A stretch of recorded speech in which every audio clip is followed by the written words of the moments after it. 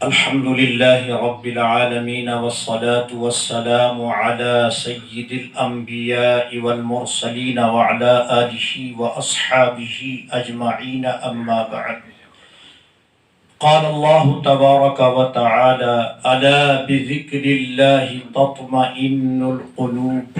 صدق الله العظيم. وقال النبي صلى الله عليه وسلم: الدعاء مخ العبادة. وقال: الدعاء هي العبادة. او كما قال النبي صلی اللہ علیہ وسلم. جب مصیبت میں دعا دل سے نکل جاتی ہے، جب مصیبت میں دعا دل سے نکل جاتی ہے تو ڈگمگاتی ہوئی کشتی بھی سنبھل جاتی ہے، تو ڈگمگاتی ہوئی کشتی بھی سنبھل جاتی ہے.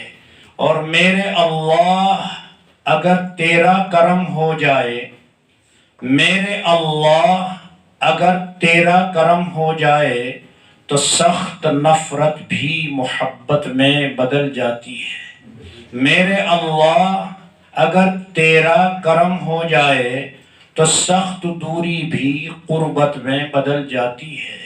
میرے اللہ اگر تیرا کرم ہو جائے تو سخت بدعت بھی سنت میں بدل جاتی ہے. اور میرے اللہ اگر تیرا کرم ہو جائے تو سخت ذلت بھی عزت میں بدل جاتی ہے.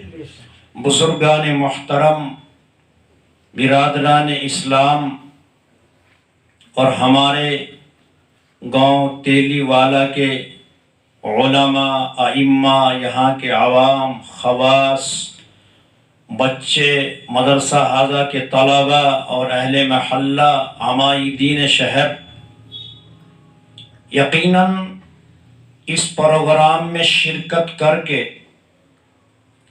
میں اپنی سعادت سمجھتا ہوں کہ اللہ نے مجھے اس مبارک و مسعود مجلس میں شرکت کرنے کی توفیق بخشی ہے.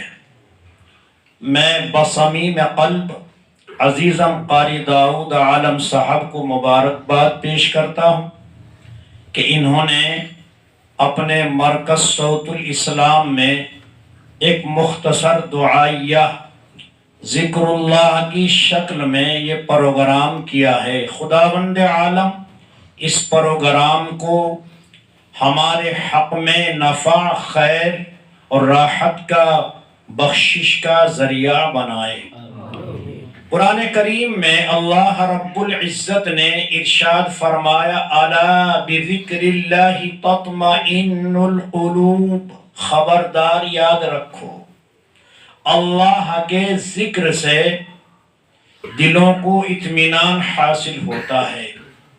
بعض بزرگوں نے اپنے تجربات کی روشنی میں یہ ارشادات فرمائے ہیں کہ ذکر غذا ہے، شفا ہے، دوا ہے. ذکر کرنے کی جس کو اللہ توفیق دے دے وہ بڑا خوش نصیب ہے. ہم اپنے خاندانوں، پشتوں، محلے والوں، رشتہ داروں، عزیزوں، دوستوں کی بڑی تعریفات کرتے ہیں، بلکہ ہمارے گھرانے، گھیر، چوپالیں، دکانیں، چوراہیں، کھیت، باغ اور خاص طور سے اب گنے کی چھلائی چل رہی ہے، اس میں بھی ہم بہا بارات کی باتیں کرتے ہیں، تذکرے تبصرے کرتے ہیں، لگائی بجھائی برائی نہ جانے کتنے گناہ کرتے ہیں. 50 گرام کی زبان سے بہت بڑا دل توڑ دیتے ہیں. حضرت عمر رضی اللہ عنہ کا واقعہ ہے، سچا واقعہ ہے کہ ایک مرتبہ جب آپ حج کے لیے تشریف لے گئے تو آپ نے خانہ کعبہ کا غلاف پکڑ کر فرمایا: اے خانہ کعبہ، اگر تجھے کوئی 70 مرتبہ ڈھائے تو مجھے اتنا غم نہیں جتنا ایک مسلمان کے دل کے ٹوٹنے کا غم ہوگا.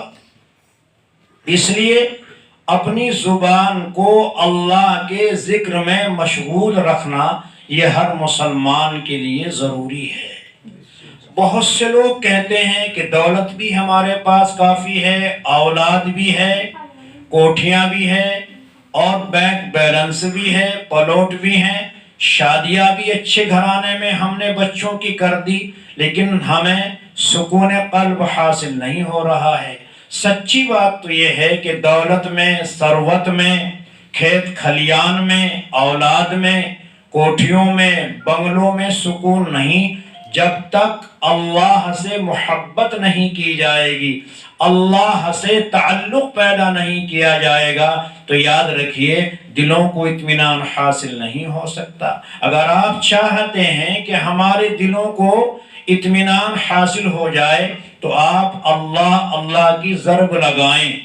دیکھو یہ زیادہ لمبی بات نہیں ہے، جہاں بھی مدرسہ قائم ہوتا تھا یا اب بھی ہوتا ہے تو وہاں بزرگان دین ذمہ داروں کو یہ کہتے ہیں، یہ فرمائش کرتے ہیں کہ یہاں خانقاہی نظام بناؤ، اور خانقاہ خامخواہ نہیں ہے، بلکہ بزرگوں کا تو یہ کہنا ہے کہ تعلیم کی کمی تو کبھی بھی پوری ہو سکتی ہے، تربیت کی کمی کبھی پوری نہیں ہوتی۔ تعلیم کا معنی مطلب ہے علم حاصل کرنا اور علم حاصل کرا دینا، بچوں کو دین کی تعلیم سے آراستہ کرنا، اور تربیت کا مطلب ہے ٹریننگ، ماحول بنانا، مزاج بنانا، بچوں کو اخلاق سکھانا، یہ الگ سے ایک چیز ہے۔ تو اگر علم بھی آپ کے پاس کم ہے لیکن آپ کی تربیت ہو گئی، آپ کی ذہن سازی ہو گئی، آپ کا دل بن گیا، تو سمجھیے آپ کامیاب ہیں۔ تو اس وقت یہ ذکر اللہ کی مجلس ہے، اور ذکر اللہ کی مجلس بڑی عجیب و غریب مجلس ہوتی ہے۔ ہم نے رائے پور خانقاہ میں دیکھا ہے کہ جب لوگ وہاں حضرت مفتی عبدالقیوم صاحب نور اللہ مرقدہ کے پاس رہتے تھے اور وہاں اللہ اللہ کی ضربیں لگاتے تھے اور حضرت خود ذکر کراتے تھے، تو بہت سے لوگ بجائے زبان کے سانس سے ذکر کرتے تھے، اور سانس سے اللہ اللہ کی ضربوں کی آواز عجیب طریقے سے محسوس ہوتی تھی۔ اور کئی بزرگوں کو میں نے وہاں دیکھا ہے کہ جب ذکر اللہ ہوتا تھا تو بے ہوش ہو کر زمین پر گر جاتے تھے۔ یہ حقیقت ہے کہ جب آدمی دل سے، دل کی گہرائی سے اللہ کا ذکر کرتا ہے تو اللہ رب العزت سے اس کا تعلق قائم ہو جاتا ہے، اور ایسا لگتا ہے کہ اس کا جسم تو یہاں ہے لیکن روح اللہ کی یہاں پہنچ گئی۔ اس لیے پہلے لوگوں کا یہ معمول تھا، اور لوگ اس میں اپنی فلاح اور صلاح سمجھتے تھے کہ بزرگوں کے پاس جائیں۔ اب تو اصل میں اللہ معاف کرے، اگر اولاد بگڑ گئی تو بزرگوں کے پاس چلے جاؤ، کاروبار ٹوٹ گیا تو بزرگوں کے پاس چلے جاؤ۔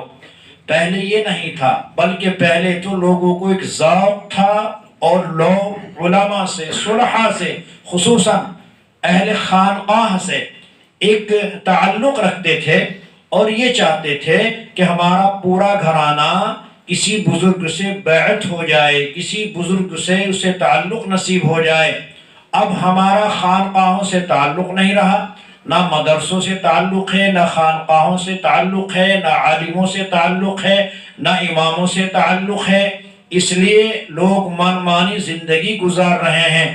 بلکہ اگر ہم صبح سے شام تک دیکھیں، ہزاروں نوجوان انتہائی خوبصورت نوجوان، ہٹے کٹے، عجیب طرح کا لباس پہنے ہوئے صبح سے شام تک کرکٹ کے نام پر کھیتوں اور باغوں میں نکل جاتے ہیں، اور وہ ایک دوسرے کو گالیاں دیتے ہیں، صبح سے شام ہو جاتی ہے، اور اسی طرح پھر وہ کرکٹ کے نام پر سٹا لگانے کے عادی ہو جاتے ہیں، جوا کھیلتے ہیں، اور پھر ان کی مائیں، ان کی بیویاں، ان کی بہنیں بیچاری یہ کہتی ہیں کہ چینی پڑھ کر دے دو، اور ہمیں پانی پڑھ کر دے دو، دعا دم کر دو، دعا کر دو، ہمارا دیور بگڑ گیا، جیٹ بگڑ گیا، سسر صاحب گھر نہیں آ رہے ہیں۔ ابھی کا واقعہ ہے کہ کل ایک صاحب نے مجھے بتایا کہ ہمارے والد صاحب بڑھاپے میں بگڑ رہے ہیں اور وہ موٹر سائیکل بھی سٹے میں دے چکے ہیں، اور ہمارا تقریباً 40 لاکھ کا مکان ہے۔ وہ یوں کہتے ہیں کہ تمہیں سب کو اجاڑوں گا، تمہارا ناس کر دوں گا، یہ بلڈنگ بیچوں گا، اور میں نے سعودیہ رہ کر اس کو محنت سے بنایا ہے، یہ میرے خون پسینے کی کمائی سے بنا ہے، لہذا میں تو اس کو بیچوں گا، میری مرضی ہے، چاہے میں سٹے میں اڑاؤں، چاہے میں عیش پرستی کروں، میں کچھ بھی کروں، میں اپنے مکان کا مالک ہوں۔ میرے بزرگوں اور دوستوں، یہ بڑے افسوس کی بات ہے، علم سے، علماء سے، مدرسوں سے، مسجدوں سے، خانقاہوں سے، اللہ حوالوں سے ہمارا تعلق ٹوٹ گیا۔ اس لیے ہمارے گھرانوں میں نوجوان بگڑ گئے، بوڑھے بگڑ گئے، بچے بچیاں بگڑ گئی۔ آپ دیکھتے ہیں کہ صبح سے شام تک موبائل بازی میں نوجوانوں کا وقت گزرتا ہے، لیکن انہیں احساس نہیں ہوتا۔ بلکہ میں نے تو یہ دیکھا ہے کہ اب عشاء کے بعد نمازی تو نماز پڑھ کر فارغ ہو جاتے ہیں، لیکن نوجوان طبقہ باہر الاؤ جلا کر الاؤ کے بہانے موبائل کے ذریعے بھی سٹا کھیلتے ہیں، اور یہ معتبر آدمی نے خبر دی ہے کہ موبائل کے ذریعے بھی سٹا چل رہا ہے، ہزاروں ہزاروں روپے جتائے جاتے ہیں۔ اور اسی طرح سے بعض نوجوانوں کے بارے میں سنا گیا ہے کہ اگر فلاں کام تم نے ایسے کر دیا اپنے موبائل سے تو جرکین تمہاری ہے، یہ جوتا 2100 روپے کا تمہارا ہے، موٹر سائیکل تمہاری ہے، یہ اسکوٹی تمہاری ہے۔ اس طرح کا سٹا بیٹھے بٹھائے چلنے لگا۔ عورتیں بھی دڑا لگا رہے ہیں، جس کا نام کمیٹی رکھ لیا، عورتیں بھی دڑا لگاتی ہوئی دیکھی جاتی ہیں، اور لڑتے ہوئے کہتی ہیں کہ اللہ کا شکر ہے، مجھے اللہ نے ہاتھ پیر دیے ہیں، ٹھیک ہے میرا مالک کم کماتا ہے، بچے کم کماتے ہیں، لیکن میں ایسا فن جانتی ہوں، اور میں تو اگر مٹی پر بھی ہاتھ ڈالتی ہوں تو سونا بن جاتا ہے۔ اس طرح کا دڑا بھی عورتیں لگا رہی ہیں۔ یہ سب باتیں ہم نے اپنے کانوں سے سنی ہیں۔ لوگوں نے ہم سے موبائل پر مسئلہ پوچھا کہ کیا ہوگا۔ اس کے علاوہ ایک تعجب خیز بات یہ ہے کہ عورتیں اپنے بال بیچنے لگی۔ اب آواز لگتی ہے کہ کسی کے پاس چمڑا ہو، کپڑا ہو یا بال ہو، تو عورتیں بال بڑھا کر انہیں بیچنے لگی، اور پھر وہ خریدنے والے رڑکی سے، منگلور سے آتے ہیں، وہ 1800 روپے کلو، 2000 روپے کلو بال خرید کر لے جاتے ہیں، 2500 روپے کلو کے بال ان کے بکتے ہیں۔ تو عورتیں بالوں کا سودا کرنے لگی۔ اللہ حفاظت فرمائے، مرد ہو یا عورت، اپنے جسم کا کوئی حصہ، بال، دانت، رگ، اس طرح خون، یہ چیزیں بیچنا جائز نہیں ہے۔ مسلمان کی زندگی، اس کی جان، اس کا جسم قابل احترام ہے۔ یہ انسان مال متقوم نہیں، اس کی کوئی قیمت نہیں لگائی جا سکتی، بلکہ یہ تو اشرف ہے۔ اللہ نے 18,000 مخلوقات میں اس کو اشرف افضل بنایا ہے۔ اللہ تبارک و تعالی نے اس کو علم کی وجہ سے اور اپنے تعلق کی بنیاد پر اللہ نے اس کا مقام و مرتبہ فرشتوں سے بھی اعلیٰ رکھا ہے۔ اس لیے نبوت فرشتوں کو نہیں ملی، انسانوں کو ملی ہے۔ اس لیے میرے بزرگوں اور دوستوں، بس ان باتوں کو ذہن میں آپ بٹھائیں، دلوں میں بسائیں، آپ اپنی بھی اصلاح کی کوشش کریں، اپنی اولاد کی بھی تربیت کرنے کی کوشش کریں، اور یاد رکھو تربیت کرنے کا طریقہ گالی دینا نہیں ہے۔ باپ، بوڑھا دادا، باپ اپنے بچے کو، دادا اپنے پوتے کو گالیاں دے کر سدھارنا چاہتا ہے، ناممکن ہے۔ صبح سے شام تک یوں کہتا ہے کہ میں تو بہت گالیاں دیتا ہوں مگر مانتا نہیں، گالیوں سے کام نہیں چلتا، یہ تو بہت بڑی بیوقوفی ہے۔ بلکہ میں کہتا ہوں، چاہے آپ کے گھرانے میں جتنا علم ہو، چاہے کوئی کتنا ہی بڑا عالم ہو، کتنا ہی بڑا دانشور ہو، اگر گھرانوں میں گالیوں کا ماحول ہے تو گھر کبھی بن نہیں سکتا، بگڑے گا۔ اللہ کے نبی صلی اللہ علیہ وسلم کی خدمت میں حضرت عبداللہ بن بسر رضی اللہ عنہ کو آپ کی والدہ محترمہ نے انگور کا ایک خوشہ لے کر بھیجا کہ بیٹے رسول اکرم صلی اللہ علیہ وسلم کو جا کر بطور ہدیہ پیش کر دینا۔ حضرت عبداللہ نے راستے میں کھجور کے خوشے میں سے ایک خوشہ ایک دانہ لے کر کھا لیا۔ نبی پاک صلی اللہ علیہ وسلم بہرحال نبی تھے، تو آپ نے کان پکڑ کر پوچھا، کیوں رے نادان، تیری والدہ نے جو مجھے ہدیہ بھیجا ہے تو نے اس میں بھی خیانت کر لی، تجھے شرم نہیں آئی؟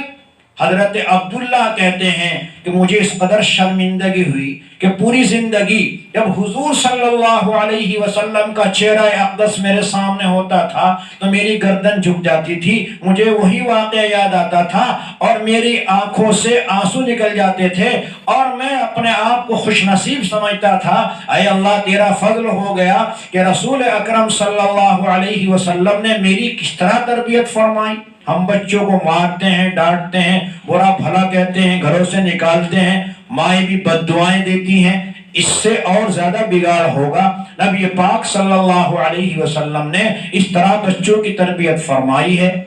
اسی طرح ہم کریں کہ بچے میں ایک خوبی ہے تو کہو ماشاءاللہ تو بڑا اچھا ہے، لیکن تیرے اندر ایک خامی ہے، ایک کمی ہے، اگر تو اپنی ایک کمی خامی کو دور کر لے تو تو بڑا اچھا بچہ بن جائے گا۔ وہ پوچھے گا آپ سے کہ ابو جان بتائیے کیا کمی ہے، کہ تو نماز نہیں پڑھتا، بس اس کو احساس ہو جائے گا، انشاءاللہ نمازی بنے گا۔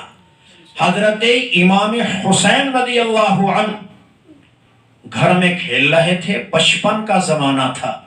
حضور اکرم صلی اللہ علیہ وسلم کے گھر میں جو زکوٰۃ و صدقات کی کھجوریں آتی تھی ایک کونے میں رکھی رہا کرتی تھی، اور جب صحابہ پر فقر و فاقہ آتا تھا یا غربا لوگ آتے تھے تو آپ ان کو تقسیم فرما دیا کرتے تھے۔ تقسیم کرتے وقت کوئی کھجور اتفاق سے گھر میں گر گئی، حضرت امام حسین رضی اللہ عنہ نے اس کو اٹھا کر منہ میں رکھ لیا۔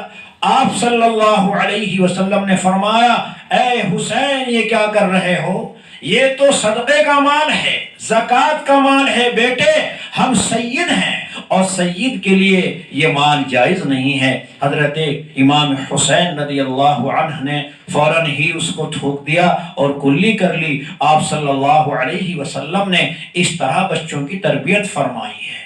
تو ہم جب سامان منگاتے ہیں تو بچوں کا سامان چیک کیا کریں، پیسے چیک کیا کریں، آپ ضرورت کے مطابق ان کو پیسے دے دیا کریں۔ یہ نہیں کہا جا رہا ہے کہ آپ پیسے نہ دیں، ضرورت کا سامان دلوائیں۔ اگر وہ بچہ اسی طرح آپ کے سامان میں سے پیسے کاٹتا رہا، بچاتا رہا تو موبائل خریدے گا۔ اور یاد رکھو موبائل مخرب اخلاق ہے، یہ اخلاق کو بگاڑنے والی چیز ہے، دین کو ختم کرنے والی چیز ہے۔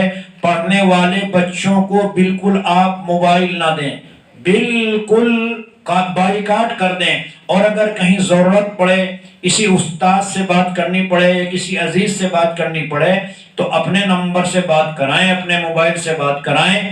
جن بچوں کو موبائل دیا گیا ان گھرانوں کے نتائج اچھے نہیں ہیں۔ اس کے ساتھ ساتھ میں ایک بات اور عرض کرتا ہوں، آپ کے پاس سب کچھ ہے، اللہ نے عطا کیا ہے، جوانی ہے، صحت ہے، تندرستی ہے، مال ہے، گھر ہے، مکان ہے اور بینک بیلنس ہے، پلاٹ ہے، یعنی کیا کیا ہے، اللہ کا شکر ہے، لیکن اگر آپ کا تعلق اللہ سے نہیں جڑا، آپ اللہ کی رضا والے اعمال نہیں کر رہے ہیں اور آپ کے دل میں دین کی فکر نہیں ہے، آخرت کی فکر نہیں ہے اور موت کی تیاری نہیں ہے، تو میرے بزرگوں پھر انسانوں کی اور حیوانوں کی زندگی میں کوئی فرق نہیں ہے۔ دنگل ہوتا ہے تو 5,000 روپے کی گڈی دی جاتی ہیں، شاباشی دی جاتی ہے، مبارکبادی پیش کی جاتی ہے، لیکن اگر جلسہ ہو یا کہیں ذکر اللہ کی مجلس ہو، کوئی اصلاحی جلسہ ہو یا اتفاق سے کہیں جوڑ ہو، دعوتی عمل والا کوئی معاملہ ہے تو وہاں ہم فکر کے ساتھ نہیں جڑتے، بس کوئی پکڑ لیتا ہے، گھیر لیتا ہے تو چند منٹوں کے لیے بیٹھ جاتے ہیں اور اس کو اپنے لیے مصیبت سمجھتے ہیں کہ ہم کہاں پھنس گئے، اللہ ہماری حفاظت فرمائے۔ اللہ تبارک و تعالی کل عالم اسلام کے مسلمانوں کو صحیح معنی میں مسلمان کی حیثیت سے زندگی گزارنے کی توفیق نصیب فرما دے۔ وآخر دعوانا ان الحمدللہ رب العالمین۔ مختصر سا ذکر کیجئے۔ اللهم صل على محمد وعلى آل محمد كما صليت على إبراهيم وعلى آل إبراهيم إنك حميد مجيد۔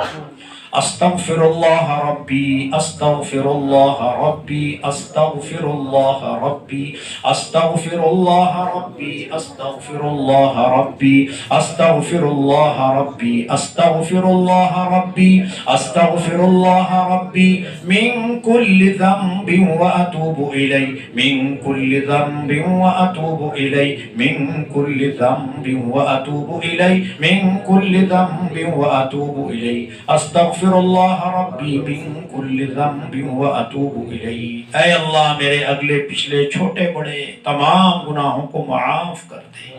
استغفار کا یہ مطلب ہے حسبنا اللہ ونعم الوکیل حسبنا اللہ ونعم الوکیل حسبنا اللہ ونعم الوکیل حسبنا اللہ ونعم الوکیل حسبنا اللہ ونعم الوکیل حسبنا اللہ ونعم الوکیل۔ نعم المولى ونعم النصير نعم المولى ونعم النصير نعم المولى ونعم النصير نعم المولى ونعم النصير۔ حسبنا اللہ ونعم الوکیل، ہمیں تو صرف ہمارا اللہ ہی کافی ہے۔ نعم المولا بہترین آقا ہے، ونعم النصیر بہترین مددگار ہے۔ یا شافی الامراض یا شافی الامراض یا شافی الامراض یا شافی الامراض یا شافی الامراض یا شافی الامراض یا شافی الامراض یا شافی الامراض۔ آئے بیماریوں سے شفا دینے والے، تمام بیماروں کو شفا عطا فرما دے۔ یا دافع البلیات یا دافع البلیات یا دافع البلیات یا دافع البلیات یا دافع البلیات یا دافع البلیات یا دافع البلیات یا دافع البلیات یا دافع البلیات۔ آئے بلاؤں کو، مصیبتوں کو ٹالنے والے، رفع دفع کرنے والے، ہماری مصیبتوں کو، بلاؤں کو، پریشانیوں کو ٹال دے، ہمیں عافیت نصیب فرما۔ یا حل المشکلات یا حل المشکلات یا حل المشکلات یا حل المشکلات یا حل المشکلات یا حل المشکلات یا حل المشکلات یا حل المشکلات یا حل المشکلات یا حل المشکلات یا حل المشکلات یا حل المشکلات یا حل المشکلات یا حل المشکلات۔ اے مشکلات کو آسان کرنے والے، ہم سب کی مشکلات کو آسان کر دے۔ یا قاضی الحاجات یا قاضی الحاجات یا قاضی الحاجات یا قاضی الحاجات یا قاضی الحاجات یا قاضی الحاجات یا قاضی الحاجات یا قاضی الحاجات یا قاضی الحاجات۔ اے سب کی ضرورتوں کو، حاجتوں کو پورا کرنے والے، ہم سب کی حاجتوں اور ضرورتوں کو پورا کر دے۔ آمین اللہم آمین۔ لا معبود لا معبود لا معبود لا معبود لا معبود لا معبود لا معبود لا معبود لا مسجود لا مسجود لا مسجود لا مسجود لا مسجود لا محبوب لا محبوب لا محبوب لا محبوب لا محبوب لا محبوب لا محبوب لا محبوب لا محبوب لا موجود لا موجود لا موجود لا موجود لا موجود لا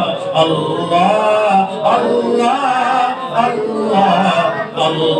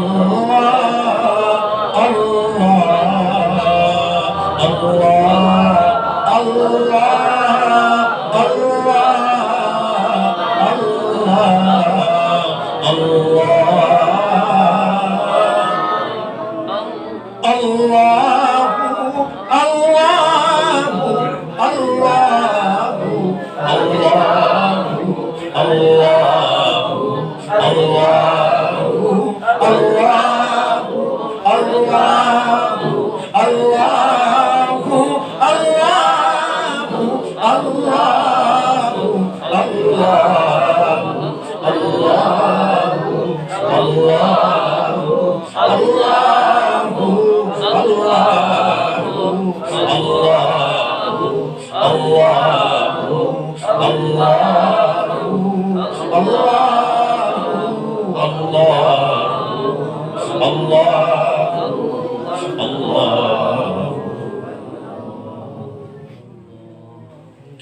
اللهم آمين اللهم آمين اللهم آمين اللهم آمين اللهم آمين اللهم آمين برحمتك يا أرحم الراحمين برحمتك يا أرحم الراحمين ربنا تقبل منا إنك أنت السميع العليم وتب علينا إنك أنت التواب الرحيم.